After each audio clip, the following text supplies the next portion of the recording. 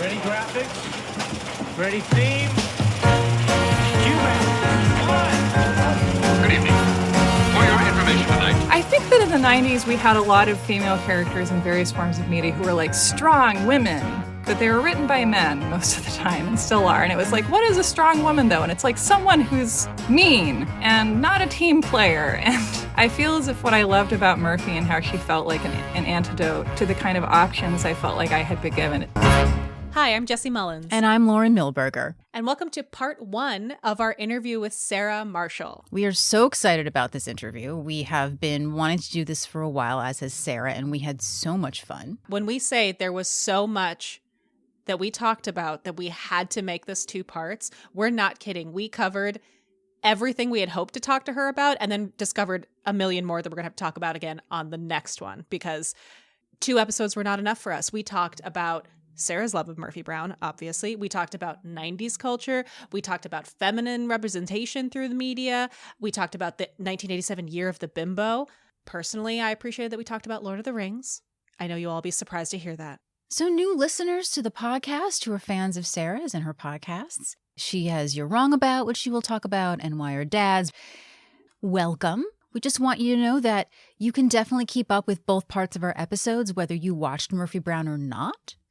We, of course, would love for you to experience Murphy Brown, but it is currently not streaming. So we would love if after this episode you are super jazzed about Murphy through the way that Sarah talks about it, through listening to how the show crossed over with so many aspects of her podcasts. We would love for you to help us in a campaign.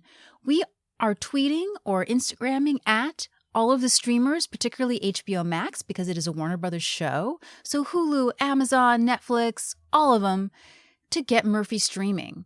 We hope that if enough people let them know that they want to see the show, that it'll be worth it for them to pay for the music rights, which is what is holding up the show from streaming. So if you can do that for us with the hashtag Murphy Streaming, we would really appreciate it. We hope you enjoy this interview with Sarah and stay tuned for the second part coming soon. Will the mystery guest please sign in? Hello, my name is Sarah Marshall, and I am a Murphy Brown fan since high school. Ooh, we love that. That's a great way to introduce yourself. Yeah. We do love an origin story. We really, really do. Fandom begins. Now, do you want to tell our audience who may not be familiar with your podcasts a little bit about what you do? Yeah, I have a podcast called You're Wrong About that I co-host with Michael Hobbs, and we talk about misremembered recent history, a lot of 80s and 90s media, a lot of news magazine type stories, a lot of stuff that both of us kind of remember seeing on TV when we were growing up and trying to get the full story now. And then I host another show called Why Are Dads with Alex Steed, and we watch movies where fatherhood is some kind of a theme and talk about masculinity, and we just did an episode on The Dark Knight. Oh, yes. Oh, nice. Although, I can't wait for that one. That was really fun, yeah. That one definitely has dad issues. It definitely, I feel like that movie has 1 or 2 things to say about masculinity for some reason. Just a couple. One of the major reasons we wanted to go on the show, other than being a Murphy Brown fan, which we love, is that our shows have a little bit of a crossover, particularly with You're Wrong About. And I found you guys because, which of course then I forwarded to Jessie right away, was someone's doing a Murphy Brown Dan Quayle episode. We have to listen to this. We have a special thing on this podcast. Anytime Dan Quayle gets mentioned, we say ding. So I apologize if I can't help myself throughout this. Ding! It's going to happen a lot, yeah. Yes, there's 2 reasons. One, because he's a dingaling. Just a dingus. And we said his name so many times, we felt we needed some sort of elevator ding like the show. But I don't know if you realize, before Dan Quayle went and did that crazy speech, which everyone told him not to do, there was at least one Dan Quayle joke for almost every episode of season 1.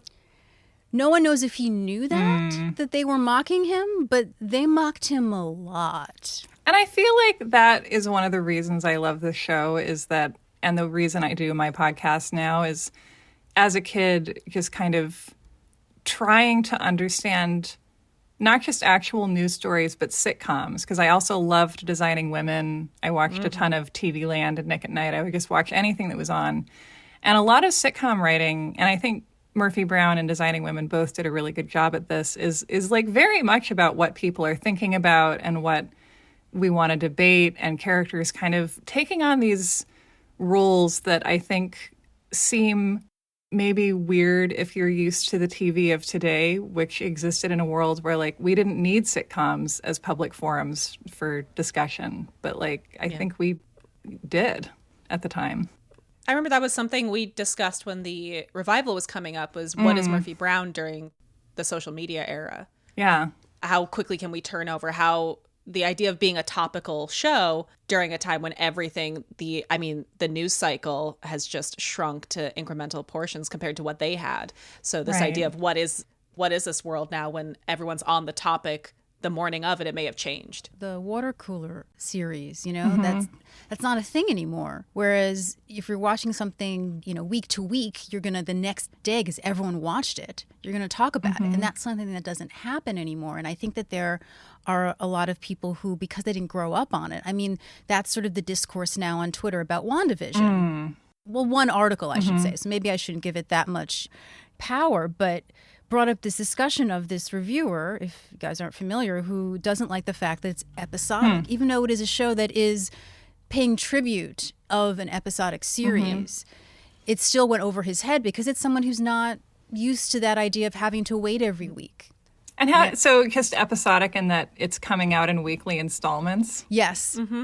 Wow. Okay, so this is interesting because so I have always, there are some areas where I just enjoy being a crotchety killjoy, and this is one of them. I've never liked the term binge watching because it suggests to me that there's something shameful about watching a lot of TV, which I disagree with. And I remember the last show that I watched all of, in one day, because I don't do that very much. I just like to watch the same movies over and over. But when Escape at Dannemora came out, I remember watching, it's 10-hour-long episodes, and I watched them all in a day. Yeah, and I was like, this has not been a binge. This has been this very beautiful, stately, sort of sumptuous, sad feast that I have spent the day, locked in my snowy house with, and I don't feel nauseous, and I don't feel regret, and I don't feel remorse. I'm happy that I had this day with this show. But I remember when we first had this concept of Netflix is putting a show out and you can watch all the episodes all at once or in stages, either way. I was like, no, I hate this, because the point of TV, first of all, I'm like a Rottweiler. I like having limitations imposed on me. Yes. And I like having to think about what's happening week by week. But the main thing is that I was like, we can't talk about it if there are people who just jump in and watch the entire thing and then are like, I know everything that happened. And people are like, no, I haven't watched it yet. And we have this it's like starting the Boston Marathon, It's just people are going to be in very different places throughout. And that was bothersome to me because I've always felt like one of the best things about TV is that you get to talk about it as it happens. Yeah. And there are I remember when I was in high school, I loved Felicity, and I remember watching the Felicity DVD box sets. And there are things that this gets around if everything comes out at once. We have lost maybe the need to have those weird previously on Felicity. And then, because if you tried to jump in and you were watching and it would miss the past week, you'd be like, what's going on with Noel? But so I feel like there is storytelling that opens up if you don't have to catch people up every time and they can see it more as a continuously unrolling scroll. But that's a yes and thing, not an instead of thing. I love being lowered and immersed into sort of a purposefully slow cinematic world. And there definitely is TV that does that. But then I think, what I love about sitcoms, and I think people don't want to come out and admit that what they're making or what they love is a sitcom sometimes, but as an intensely lonely child, the TV people were my friends and the sitcom people were the best, the very best friends of all. Yes. Yeah. Well, on that subject, I would love to hear your Murphy Brown origin story. We sort of hinted on it a little bit about Nick at Night, but yeah. So it was probably, I was studying for the SAT, so I feel like it was 2004. And it's funny because like there's these eras of broadcast history, right? So you're like, well, there's the time when Murphy Brown was on, and that was historically significant. But also something that is like now out of reach is the fact that the show hadn't been put out yet on DVD. I think it would be really soon after that. And, you know, I'm sure that savvier people than I knew how to download TV stuff in 2004. But it really, you know, essentially, like, I could see what the TV played or what was available in some kind of physical format. And so I remember TV Land, I'm pretty sure it was TV Land, at one point was like, we got the Murphy Brown rights. We're going to start playing Murphy Brown. And it was like they promoted it. I remember the promo clips they used. I remember the phrase, I feel good, like I knew that I would. Like, I think that was used in ads for it. And I just have this memory of like sitting on the couch in my parents' living room in my pajamas, like working on my SAT prep book and watching, you know, maybe the first week of episodes of this show and just really falling in love. First of all, with Murphy herself, because I guess, you know, obviously I have attempted to emulate her in my own ways over the years, because like loving that this was, I think that in the 90s we had a lot of female characters in various forms of media who were like strong women, but they were written by men most of the time and still are. And it was like, what is a strong woman though? And it's like someone who's mean and not a team player. And I feel as if what I loved about Murphy and how she felt like an antidote to the kind of options I felt like I had been given is, you know, A, she was conceived in the mind of a woman, which makes all the difference. And B, that like, okay, so another show I loved when I was in like middle school inexplicably was Aaron Sorkin's Sports Night, because it, you know. You were in the right house. Don't worry. You were in the right house. Oh yeah. This is a Sorkin household. Welcome, yes. And that was another thing where it was like, yeah, they started playing it on Comedy Central after it didn't succeed or, you know, got canceled. And they were like, we're going to play it in reruns. It'll be great. And it came on probably close to The Daily Show.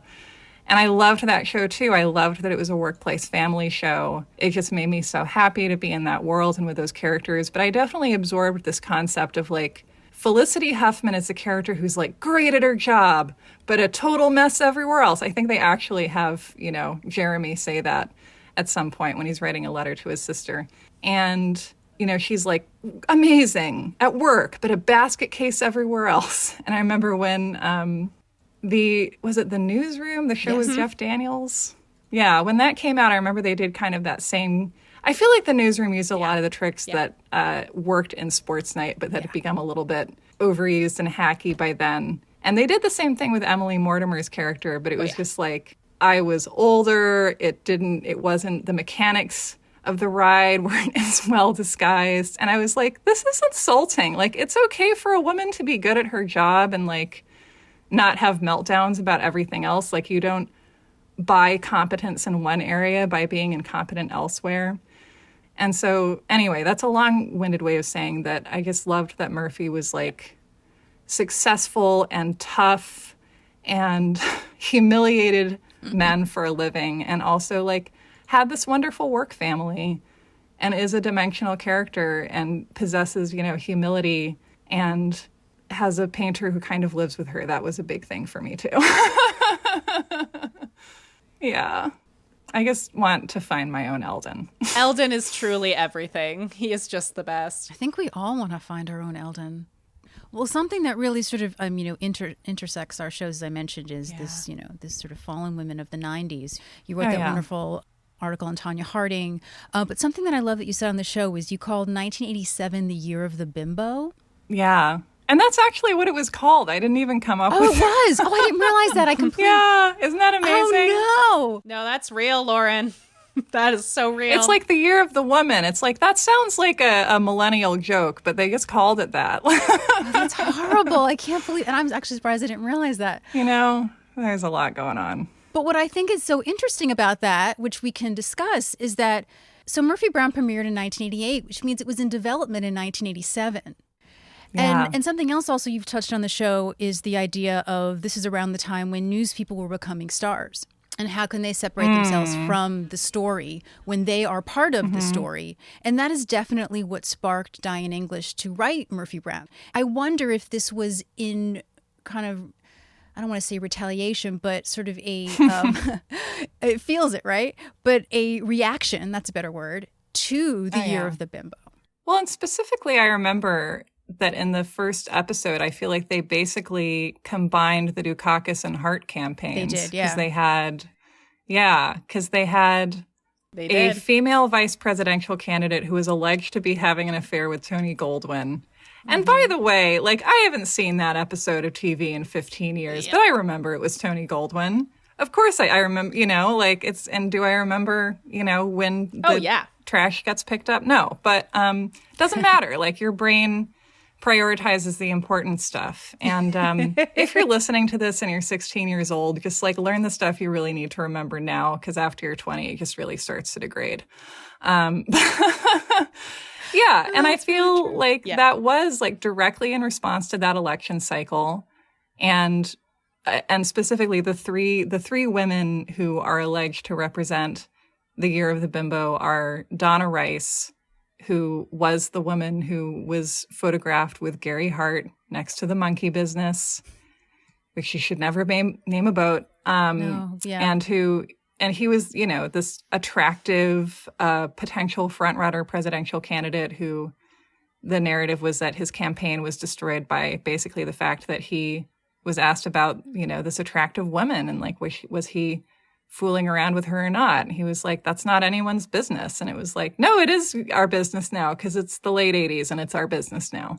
And I feel like, and then the other two women are Jessica Hahn, who came forward saying that she had been sexually assaulted by Jim Baker, but is now mainly remembered for posing for Playboy. And Fawn Hall, who had a pretty tangential role in the Iran-Contra scandal. No, Fawn Hall is actually the only one that I don't believe we've spoken about on the show. Yeah. Do you want to tell our audience a bit about Fawn Hall? Yeah, I mean, so my co-host Michael Hobbs is better at Fawn Hall studies than I am because he researched this. But, my basic understanding is that, the Iran-Contra scandal was basically about the idea of, can you commit war crimes but say that you did it out of the goodness of your heart and get away with it? And the answer is basically yes. I don't know if they're war crimes, but there are definitely crimes. Like this involved like selling arms to fund illegal proxy wars. And again, I don't know if this is technically illegal, but it doesn't matter, to fund proxy wars against communism in Central America. And Fawn Hall was the, I believe, secretary of Oliver North, who was one of the major players in this, and who has bounced back fantastically well. And she was this beautiful young woman who apparently had followed her boss's orders and smuggled documents out of her clothes and, helped him to cover up for the fact that he had been a very, very bad boy. And she became, I think, really the focal point in the American imagination of this whole scandal because she gave testimony and she was pretty. And she, this idea that I think there's, these all involve the idea that like, if a story involves a pretty woman, then everything that happens is her fault somehow. Yeah. And actually, I feel like Corky is, at the start of the show, like, is a bimbo character who has to find her role in the world of this workplace. And I love that the show gives her that. Yeah, no, absolutely. And I think that on the surface, if you saw sort of a summary or a write-up on what particularly the pilot was about, I think you would assume that, this is a dynamic between this smart career woman who has worked hard to get to her job and then this dumb, quote unquote, or bimbo character who is just got there based on her looks. What we love about Corky is that if you look deeper, she wants to learn. She wants to be better at her job. And then what ends up happening is she's the only character on the show that has a huge full arc. I mean, that's what we believe. Because she changes. She almost becomes a little bit like Murphy, but on her own terms, I think. Yes, one of my favorite things in the show actually is that the second episode of the show is Devil with the Blue Dress On. And it's the show that starts with seeing these two blonde women in this office putting on a blue dress with you just see these two bodies putting the same thing on. And it's an entire focus of comparing them. And this idea Yeah. that there's only enough room for one at the top, and Yeah. questioning that, which I think is that is a subject matter that would only come out of a female showrunner and writer's room. Yes. Well, and that also reminds me of, I just read Run to Win by Stephanie Shriak and Christina Reynolds. And, it's basically the Emily's List guide to running for office as a female candidate, a female Democratic pro-choice candidate, or encouraging women to run and getting them to run. And it really, and a lot of the points are like, if there's no one in government who looks like you, like, ask why that is. Like, that doesn't mean you shouldn't be there. It means you should. And talking about, really in the past 5 years, this kind of remarkable surge in visibility that we've had of women elected to national office who are allowed to, or not allowed, but who just were like, I don't think playing by the rules will ever get me anywhere, actually. And I can just have to be myself. And, I'm going to suffer ridiculous character assassinations no matter what I do. So I might as well, do a live stream or whatever, or wear jeans, or have my baby on the Senate floor with me. And it really made me think about this feeling that I had I was born in 1988. My mom was born in 1948, and she went to medical school in the 70s when they had kind of just started letting women in significant numbers. And she was in a class that was, I think, 25 or 30% female. And from her, from my own neuroses, from the media that I was raised on, from all kinds of sources, I received the message that I think is part of sort of the 20th century. That, like, if you look around and realize you're the only woman in the room, like, you have won, you have succeeded, you have, like, finally climbed high enough that you are the best woman, and you have proven yourself that way. And it really took a long time for me to realize how damaging that is, and how, like, growing up believing that trains you, to just fear solidarity, basically. And I just feel like establishing very early on in the show, like, no, like, she's not an enemy character, and she wants to be a really good reporter, and, like, she cares about this, and she just is caring in a different way. But, like, we're not going to do, this is not the character that you maybe are prepped to think she is. Yes. Well, and this idea that there are only, at most a handful of female types that can be portrayed. That the idea, I remember having this conversation. So I'm in grad school as a performer, and I remember being spoken to about the idea, like, you're coming in and just know you're going to play a lot of moms. And I was like, well, that's fine, because I don't think any of these characters are defined by that fact of their life. But this idea, the First Wives Club of, like, the babe, the district attorney, and driving Miss Daisy. And this idea of like having career women. Well, there's only one type of career woman, and it's going to be this third wave feminism idea of become as masculine as possible to have a career or be a homemaker. And being able to watch, for me growing up, because I was born in 86, my mom was 46, and growing up as a kid watching this show and being like, oh, I could have a career and be soft and feminine and want a family, or I could be what is considered quote unquote more masculine, and I could be focused on that and still have that option. Like, the idea that the maternal figure of Murphy Brown is Murphy, the idea that this is the woman who has a baby on this show was hugely impactful for me as a young woman. That you aren't, the second she becomes a mother, it's not like she stops being Murphy Brown. Yeah. I mean, speaking of grad school, I remember, like, I was in the humanities, and it's just, at the time, for me anyway, it was just this kind of thing in the culture of, like, don't have a baby until you get tenure, don't have a baby until you get tenure, don't have a baby until you get tenure. And then I had this professor, who had had babies during her PhD and was having her third baby just as we were taking this course from her. And I was like, oh, so you actually can physically have a baby before you get tenure. It's not like there's a cervical cap that they install before tenure and then they unscrew it. But just like, and just that, I mean, it's a cliche, but, like, you can't be it if you can't see it. And the idea that motherhood is somewhat incompatible with work, not because of the mother herself, but because of the workplace expectations, it's like, that's still, I don't know. I think that Murphy Brown still comes out ahead of a lot of media being made today in some ways. Oh, 100%. I'm curious, just because we're I know we're going to jump around on some of these ideas that Lauren and I had to talk about, but just because we're talking about the maligning of women, which is one of my favorite topics, truly, I just love to bring it up. You know, we were going to talk about like the 90s folks, and I was looking at like Kathleen Sullivan, who was basically turned into, she got old and fat, and then maybe she was sleeping with someone and they tried to ruin her career, and horrible. But now, in a weird twist of positive fate that we didn't get to record the first time we met up, is now we're in the framing Britney era of looking back on the way that media has treated men. And so I'm just wondering about your thoughts on what's going on right now. I think it's great. You know, I mean, whenever there's a big, you know, a special or a series that comes out and people are like, oh my God, what was I doing? What was I thinking? Or when, you know, Zoomers are like, what were you guys thinking? And we're like, I don't know, man. I don't know.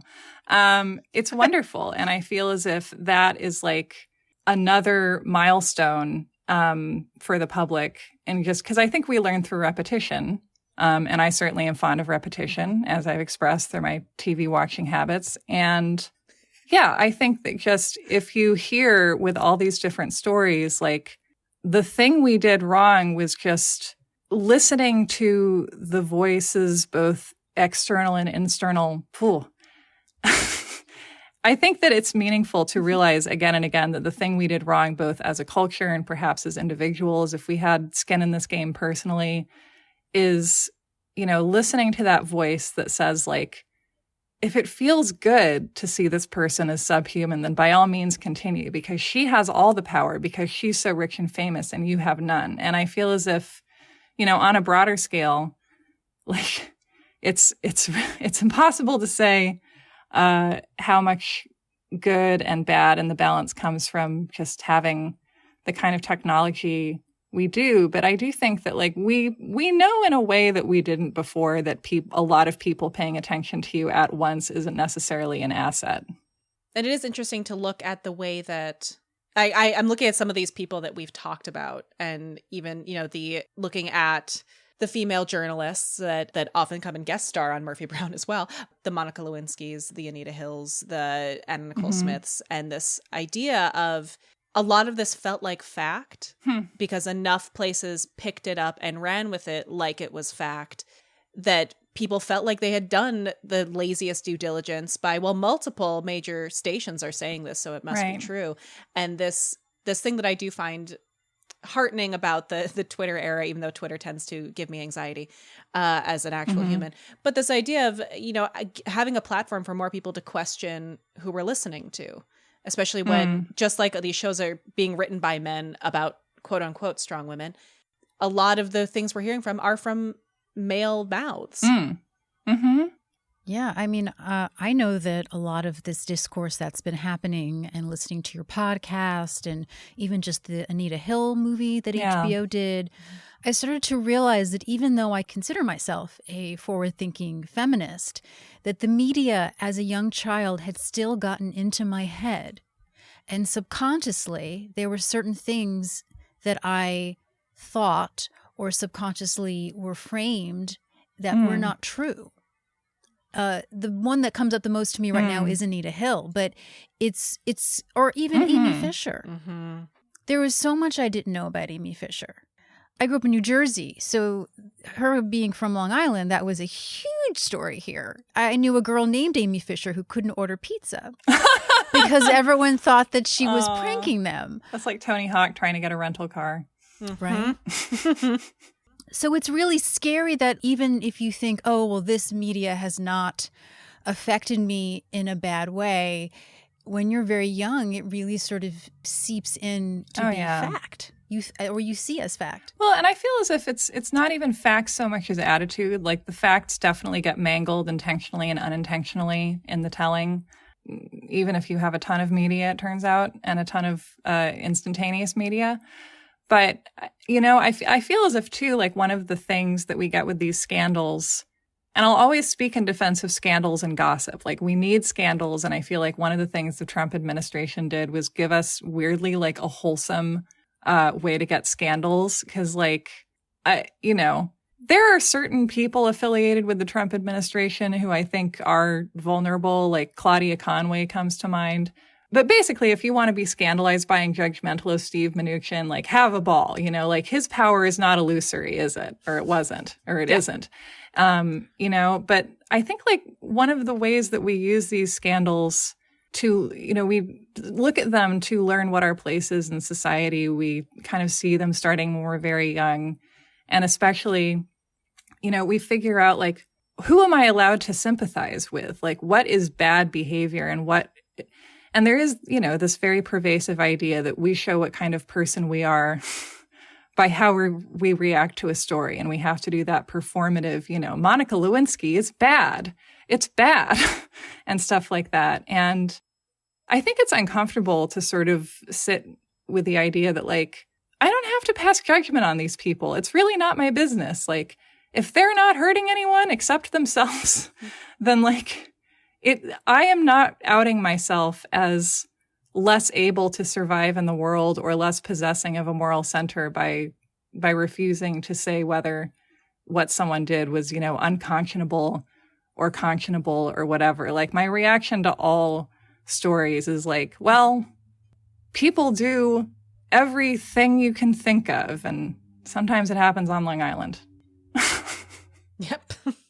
Something I was thinking about, I was working on a project in the fall, and I was looking at, for some reason, me when I was 23 years old, which I really did not need to spend extra time looking at myself 12 years ago. But something I found interesting is I started looking up headlines that had to do with people being 22, 23 years old.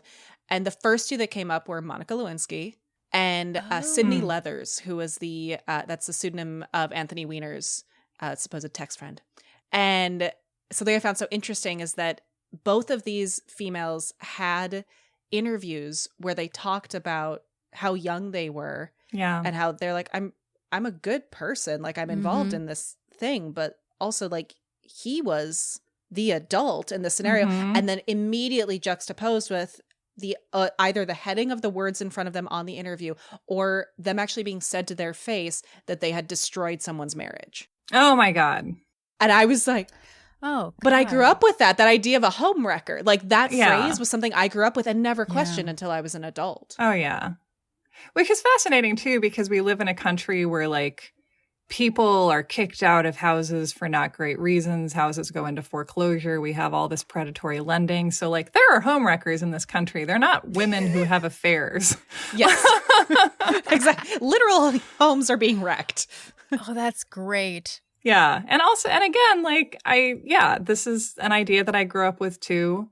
And, like, it takes two people to have an affair. Like, I don't know why this was such a difficult concept, but yeah. And also, I remember, you know, I really got obsessed with learning about and trying to understand and eventually writing about the Tonya Harding scandal when I was like 22, 23 years old. Tonya Harding was 23 at the Lillehammer Olympics. Nancy Kerrigan was 24.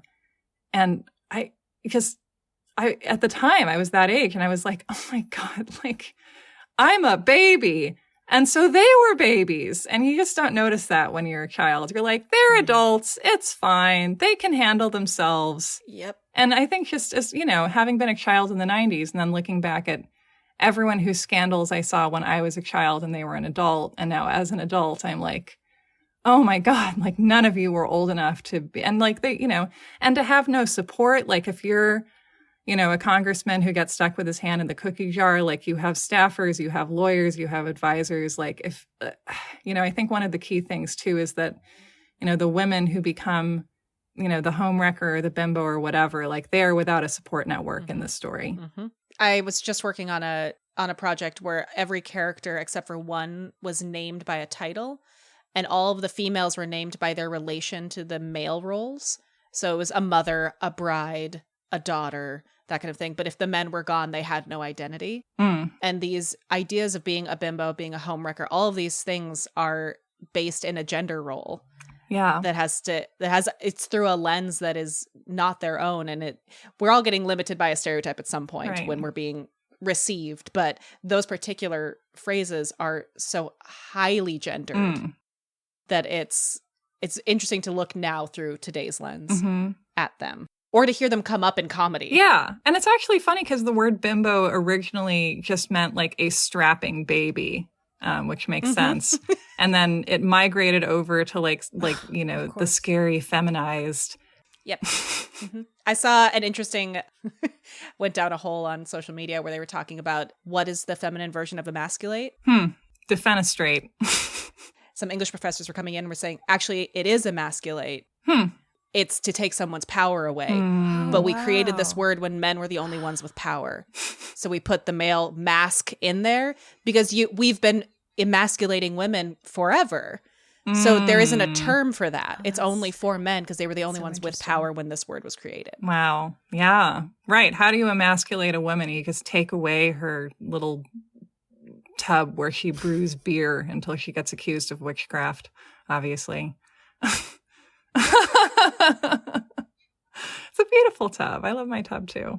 Are there any particular episodes of Murphy Brown or maybe just like storylines you remember that you really liked? I know it was a long time ago, so it's okay if you don't. Oh, God, I feel like, there's the episode that jumps out at me is the one where basically they decide to try out being trash TV, to like become Donahue or whatever.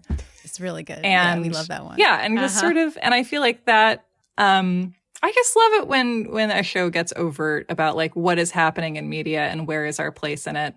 And yeah, that comes to mind. And then another thing that is not an episode, but is a weird TV spot, and I wonder if this made it onto any of your tapes at the time, is that Christmas Eve, 1989, my parents taped the broadcast of the version of the Christmas Carol starring George C. Scott that aired on Coin TV, which is the Portland CBS affiliate. It's the best one. He's the angriest Scrooge. He's great. And also, like, George C. Scott was like, give me clothes. I'm not wearing a robe for this whole movie. And they did. They were like, Scrooge has clothes on. Don't worry about it. I love it. And I watched that movie every Christmas of my life. And it also has all of the taped commercials, the news bumpers, all the stuff from Christmas Eve 1989. So it's like Ceausescu has been ousted and Noriega has been ousted because that's what Christmas is about. And then at the end, there's this ad basically about like the CBS lineup and how we're going to help you get through football withdrawal by watching sitcoms. And so there's like, I think Miles and I forgot who, but like a couple of characters they have just like in the stands being like, we'll trade your something for our zingers. Like, don't worry, we're going to be here to take care of you now that football is gone. And it was so funny because I watched that tape every year and I never knew who those people were. And then the year that I had found Murphy Brown, we got to the end and I was like, oh my God, it's a Murphy Brown bumper. Things are making sense. I understand culture. I'm catching up. So that was one of those where they had all the characters from the CBS like in one big commercial, right? I think, yeah. Yeah, that was such a thing that networks did. Yeah, I remember those. And there was like a theme song usually, because there were a lot of these sort of CBS, particularly where, the look of CBS, like there was always some sort of song. Yes. One year they took Get Ready because the Temptations had just been on Murphy Brown. And they had them just change the lyrics and sing it about the CBS characters. And they were always doing something fun, like, oh, look, I'm playing pool. And then here's a character from Evening Shade throwing a ball. I love that. Oh, it was such a specific point in time. I know that people have to do ridiculous stuff under contract for being on shows now, but I feel as if you no longer get asked to, like, just pretend you're having a big party with all of the other actors on the network you're on. Because you're having a great time. Go. Yeah, you don't. Oh, and then I bought at some point in high school, I found the cassette tape that was, I think, the first soundtrack they released to Murphy Brown. And it was like, and they did that thing. I love this thing that they used to do. And they did it. I was trying to listen to something recently that had the same feature. It was a 90s. They did it at least until the end of the 90s. And then I think we moved on. But they definitely did it in the Pulp Fiction soundtrack. That one was big for me in high school. But yeah, the thing where you would get a movie soundtrack and they would be like, we're just going to give you little bits of the movie to hear because we know there's no other way for you to get it. And have fun, kid. Don't spend it all in one place. And so they did that in the Murphy Brown soundtrack. And then I think one of the inserts they had was Murphy saying that Miles only knew what Motown was because of the raisins. And just loved it. Yeah. Yeah, I remember that particularly because I knew where you were going, because I knew that line and a couple lines in that soundtrack before I ever saw the episode. Yep. Huh. Love those California raisins. And they did that on the Friends soundtrack too. So yeah, I had like vignettes memorized from that. Yeah. There's something, and I miss this, there's something about like this thing of having to get the thing you love via audio. And actually, I was just reminiscing about the 1977 Hobbit animation, which to me is the one true Hobbit film. I still have nightmares from those goblins. I'll bet. Yeah. It's my favorite. They're terrifying looking. Like, are they amphibians? Like, Gollum is amazing. The Greatest Adventure is one of the best songs ever sang. Oh my God. And so I found, like, I was looking for a way to watch it on YouTube, and I think you basically can, but something that someone else had done, which was easier to avoid being a copyright infringement, is that at the time, you know, because this movie aired on TV on, I think, Sunday of Thanksgiving weekend, and then like, okay, it's gone. There are no VCRs. It's over. And so they released an LP that came with a booklet of art from the film, and then you could just listen to the entire film. It was just the film itself with dialogue and music. And I put it on the other day, and I like just cried like a lot, and not in a bad way. It was just this intense feeling of like familiarity and gratitude. And I don't know, I'm curious about how it's going to be for people who like didn't grow up as even I did with this experience of like, if something is on TV and you miss it, like you might never see it again. Oh, right? Yeah, or you will, but it's because someone decides to put it on and you have to catch it, or you have to get your dad to program your VCR, which let's face it, isn't happening. And that you would have to just find these weird workarounds or just commit things to memory because you loved them so much. And I feel like we bring the same needs to media, but I'm curious about what that's like. I feel like just the longing was special to me. I remember once telling my dad to like turn on Labyrinth because it was airing on TV like way too late for me to be up to see it. But I was like, someone in this household is going to watch some Labyrinth, even if it can't be me. Yep. Labyrinth was my first favorite movie because I found out we're the same age. It's so interesting to me, like even the things that I grew up thinking were comfort things that now if I tried to show one of my nieces The Dark Crystal. Oh. And I was like, I love this movie. And it messed her up. And I was like, no, but it's comfort. Oh, okay. Or like I was trying to listen to my mom tried playing this for me when we had a big power outage when I was a kid. It was the BBC radio adaptation of The Lord of the Rings, which is on 13 cassettes. And I remembered getting through some distance into it, but I was trying to listen to it the other day and I was like, oh no, I got out of town like 4 minutes in, because that's when they start playing, you know, audio of Gollum being like given the third degree. And I was like, nope, bye. But like, show me those goblins and I'm a happy camper. Well, it's so interesting you bring up that particular LP. So Lauren knows this. Most of my identity is centered around The Lord of the Rings.